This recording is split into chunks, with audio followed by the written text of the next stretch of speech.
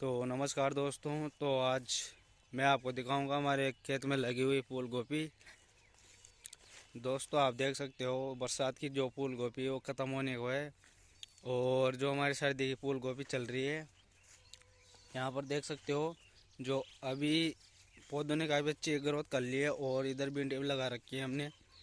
और उधर के खेत में देख सकते हो उधर बैगन लगा रखे हैं।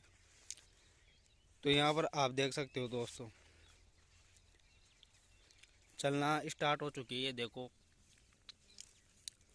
यहाँ पर फूल निकलना, जो बरसाती फूल गोभी है उनमें से कोई कोई पौधे हमारी इस क्यारी में बचे हुए थे उनमें फूल निकलना स्टार्ट हुआ है। और जो ये पीछे की जो हम बोले सर्दी में चलेगी, जो अक्टूबर नवंबर के महीने में, दिसंबर के महीने में फूल गोभी चलना स्टार्ट हो जाएगी। तो देख सकते हो दोस्तों पूरे खेत में हमने फूल गोभी लगा रखी है